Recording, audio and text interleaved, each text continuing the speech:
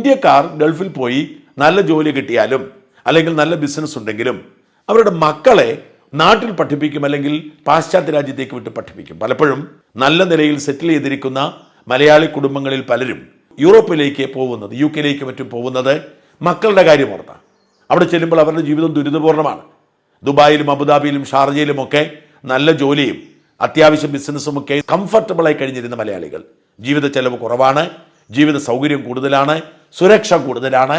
അവരിൽ പലരും യൂറോപ്യൻ രാജ്യങ്ങളിലേക്ക്, പ്രത്യേകിച്ച് ബ്രിട്ടനിലേക്ക് കഴിഞ്ഞ 2-3 വർഷത്തിനിടയിൽ പറിച്ചു നട്ടതിൻ്റെ ദുരിതം അനുഭവിക്കുകയാണ്. വലിയ സ്ട്രെസ്സാണ്. അവിടുത്തെ കാലാവസ്ഥ ഗൾഫിലെ പോലെ സുരക്ഷിതമല്ല.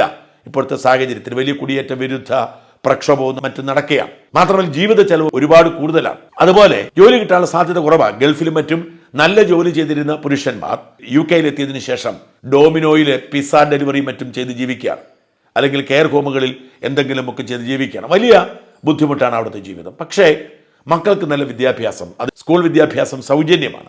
അങ്ങനെ മക്കൾക്ക് നല്ല വിദ്യാഭ്യാസം കൊടുക്കുക എന്ന ലക്ഷ്യത്തോടു കൂടിയാണ് പലരും അങ്ങോട്ട് കുടിയേറിയത്. എന്നാൽ UAE അടക്കമുള്ള രാജ്യങ്ങൾ ഇപ്പോൾ ചെയ്യുന്നത് ഈ വിദേശ സർവകലാശാലകളെ ഇങ്ങോട്ട് കൊണ്ടുവരികയാണ്.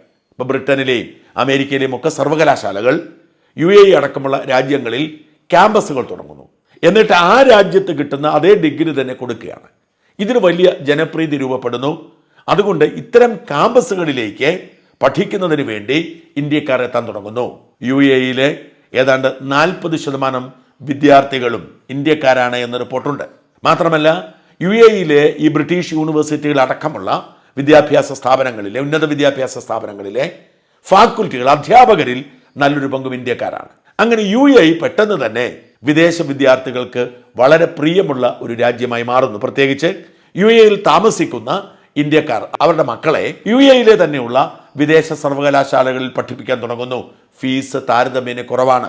ബ്രിട്ടനിലെയും മറ്റും യൂണിവേഴ്സിറ്റികൾ ആ രാജ്യങ്ങളിൽ ഈടാക്കുന്നതിനേക്കാൾ കുറഞ്ഞ ഫീസാണ് UAE അടക്കമുള്ള രാജ്യങ്ങളിലെ ക്യാമ്പസുകൾ ഈടാക്കുന്നത്. അതേസമയം കൊടുക്കുന്ന ഡിഗ്രി പൂർണ്ണമായും വിദേശം തന്നെയാണ്.